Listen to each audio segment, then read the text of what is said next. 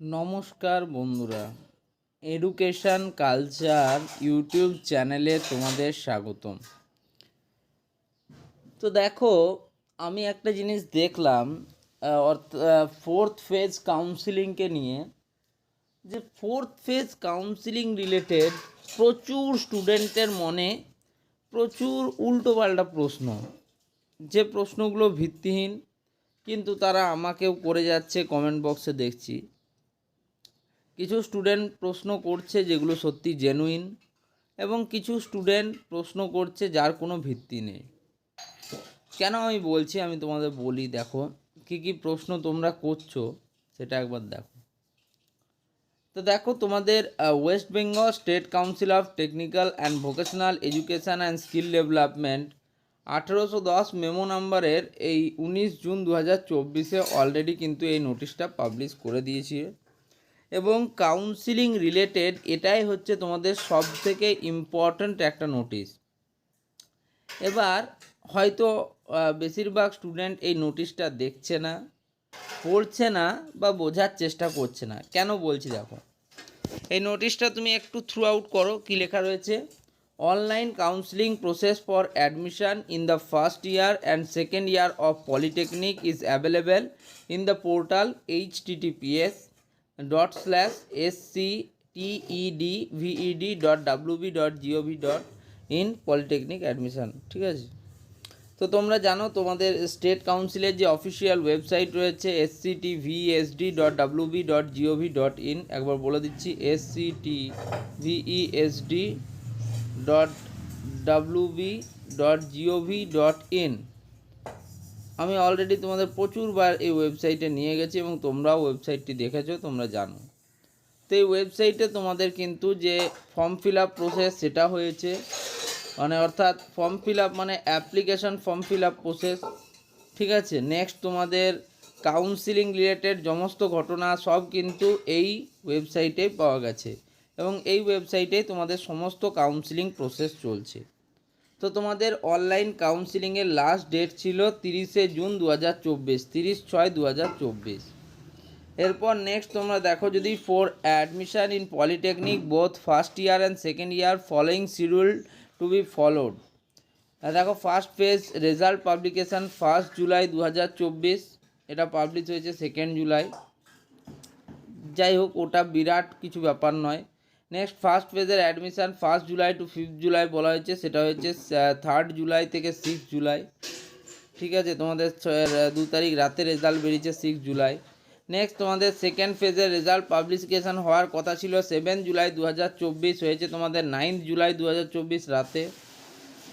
এবং তোমাদের অ্যাডমিশানের ডেট ছিল, দেখো সেকেন্ড ফেজ অ্যাডমিশানের ডেট ছিল 8 জুলাই টু 12 জুলাই, সেটা তোমাদের কিন্তু 13 জুলাই অবধি কন্টিনিউ হয়েছে। তবে এটা 10 জুলাই টু 13 জুলাই অবধি কিন্তু কন্টিনিউ হয়েছে।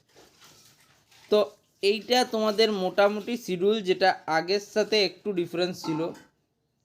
নেক্সট তোমাদের দেখো, application portal for second slot, online application portal for second slot fresh application is available up to 30 June 2024।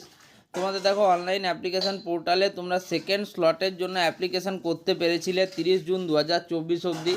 তোমাদের second merit list will be published on 12 July 2024, taking into account of remaining candidate of the first slot application. যাই হোক, এখানে বলা হচ্ছে যে তোমাদের second merit list সেটা কিন্তু 12 জুলাই 2024 বলা হয়েছিল, সেদিনই পাবলিশ হয়েছিল। এবং তোমাদের যে র্যাঙ্ক সেটা পাবলিশ হয়েছিল ফার্স্ট ফেজে, যাদের র্যাঙ্ক এসেছিল তার পরের থেকে, অর্থাৎ 46,502 পর থেকে। নেক্সট দেখো, fresh online choice filling can be done by the applicants of first and second slot 13 to 18 July. Third ফেজের রেজাল্ট পাবলিকেশান 20 জুলাই 2024, এবং অ্যাডমিশান 22 তারিখ থেকে 26 তারিখ, অর্থাৎ 22 টু 26 জুলাই 2024।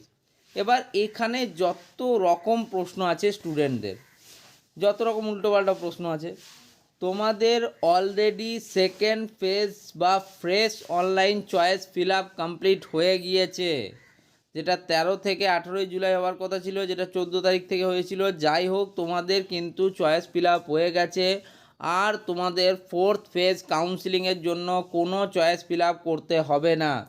তোমরা ভিডিওগুলো ভালো করে দেখো, ভিডিওগুলোতে বোঝার চেষ্টা করো, একই প্রশ্ন বারবার করো না। তোমাদের ফোর্থ ফেজের জন্য আর কোনো চয়েস ফিলিং করতে হবে না, তোমাদের প্রিভিয়াস চয়েস ফিলিংয়ের উপর ভিত্তি করেই তোমাদের ফোর্থ ফেজের রেজাল্টটা আসবে। সেটাতেই তোমাদের থার্ড ফেজের রেজাল্ট এসছে এবং তারপর ফোর্থ ফেজের রেজাল্ট আসবে। তোমরা প্রথমবার চয়েস ফিল আপ করেছিলে 30শে জুনের আগে, সেটা একটা চয়েস ফিল আপ ছিল। সেখানে যারা চয়েস ফিল আপ করেছিলে তাদের ফার্স্ট এবং সেকেন্ড ফেজে সেই চয়েস ফিল আপের উপর ভিত্তি করে নাম এসছে। একইভাবে তোমরা 18ই জুলাই অবধি যারা ফর্ম ফিল আপ করলে তাদের ফর্ম ফিল আপের চয়েস ফিল আপের উপর নির্ভর করে কিন্তু তোমাদের থার্ড এবং ফোর্থ ফেজের যে কাউন্সিলিং রেজাল্ট সেটা ডিক্লেয়ার হবে। ফলে তোমাদের আর চয়েস ফিল আপের কোনো সম্ভাবনা নেই, তোমরা করতে পারবে না। এই বেদবাক্যটা তোমরা মাথায় ঢুকিয়ে নাও ভালো করে, তোমাদের কিন্তু আর চয়েস ফিল আপ হবে না ফোর্থ ফেজ কাউন্সিলিংয়ের জন্য। তো এই প্রশ্নটাই মোটামুটি 50 স্টুডেন্টস অনলাইন অ্যান্ড অফলাইন আমাকে কিন্তু করেছে এই চয়েস ফিল আপের বিষয়ে। মিনিমাম 50 স্টুডেন্ট একই প্রশ্ন যে দাদা আবার কি আমাদের চয়েস ফিল আপ করতে হবে? আমি অনেক ভিডিওতেও বলে দিচ্ছি আর তোমাদের চয়েস ফিল আপ করতে হবে না। তোমাদের প্রশ্নগুলোকে তোমরা একটা লেভেলের প্রশ্ন করো, লেভেল। আমি প্রত্যেকটা প্রশ্নের উত্তর দেব, মানে যার কোনো ভিত্তি আছে, ভিত্তিহীন কোনো প্রশ্ন তোমরা করো না। ওকে, দেখো তোমার চয়েস ফিলিং আমি জানি না, ঠিক আছে? চয়েস ফিল আপ তোমার চয়েস র্যাঙ্ক কী হয়েছে, তোমার চয়েস ফিল আপ আমি জানি না। তুমি বলছো দাদা আমি থার্ড ফেজে কলেজ পাইনি, ফোর্থ ফেজে কি কলেজ পাবো? কীভাবে বলবো বলো? আমার কাছে না তোমার র্যাঙ্ক জানি, র্যাঙ্ক কত হয়েছে, না তোমার চয়েস ফিল আপ লিস্ট জানি, না তুমি তোমার ক্যাটাগরি জানি, না তোমার নাম জানি। ইউটিউবে তোমরা এসে নাম রেখেছো ড্র্যাগন। ভাই ড্র্যাগন থোড়েই তোমার জেক্সপো ভোগলেট পরীক্ষা দিচ্ছে বা তোমার মেরিট লিস্টে ভর্তি হচ্ছে। তারপর লিখেছে সুইট।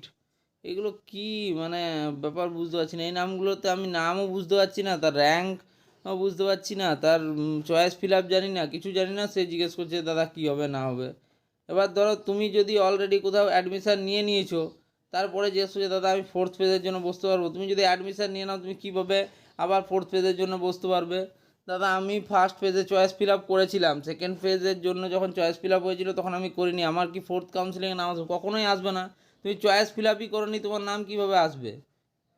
প্রথম চয়েস ফিল আপ যেটা হয়েছিল ফার্স্ট পেজের জন্য, তার পরবর্তীকালে তার ভিত্তিতে তোমাদের কিন্তু নাম এসেছিলো ফার্স্ট এবং সেকেন্ড কাউন্সিলিংয়ে।